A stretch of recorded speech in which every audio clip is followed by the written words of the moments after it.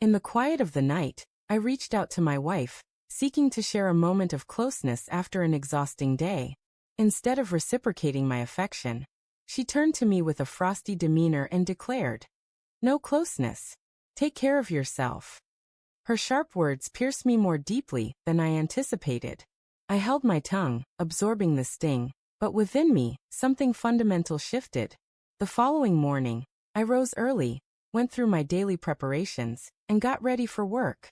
My wife remained in bed, engrossed in her phone, barely registering my existence. It felt as though I had become invisible to her.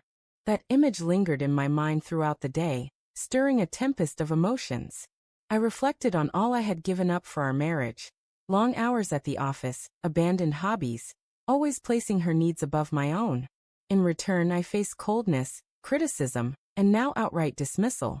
The bond of intimacy that should have united us had been weaponized to diminish me. When I returned home that evening, I resolved not to let her treat me as a mere provider any longer. She greeted me with her usual request for money to fund her shopping desires. Typically, I would comply without protest, but this time I stood my ground. Looking directly into her eyes, I said evenly, "No funds. Provide for yourself." For a brief moment, she stared at me, stunned, as if my words were incomprehensible. Then her face flushed with anger, and she accused me of being heartless, selfish, and uncaring. I kept my voice steady, reminding her of her own words from the previous night. She had told me to fend for myself in our intimacy. Now I was telling her to do the same in life. Her fury intensified, but beneath it, I detected a flicker of shock. She had grown accustomed to my constant yielding, my endless giving, and my silence in the face of her demands. My refusal unsettled her. For once, she saw I wasn't cowed by her moods or her silence.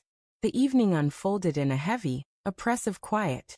She tested my resolve, asking again for money, dropping hints about bills, and attempting to guilt me into compliance. But I remained resolute, explaining that respect in a marriage must flow both ways.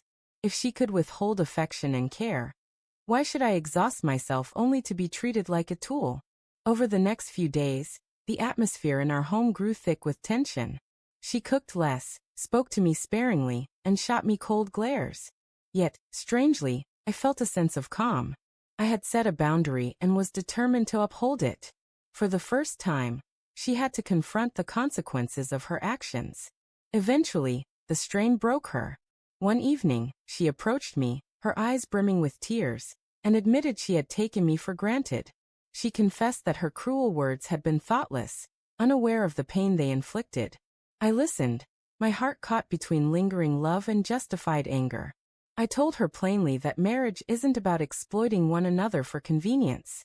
Intimacy, respect, financial support, and care. These must be mutual, not withheld when it suits one partner. She nodded, though I could see her wrestling with her pride. In the days that followed, she made efforts to repair the damage, preparing my favorite dishes, sitting with me, and speaking with a softer tone.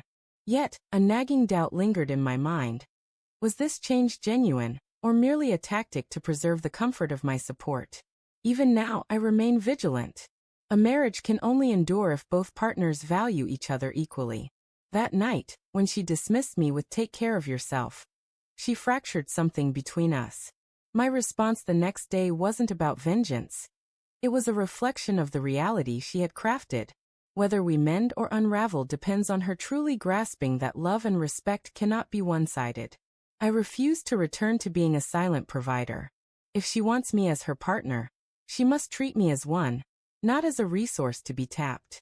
My words weren't meant to wound her, but to reveal the pain I had endured for so long. A marriage cannot thrive when one partner pours out love, care, and resources while the other merely takes. She came to see that her coldness and rejection were eroding our connection.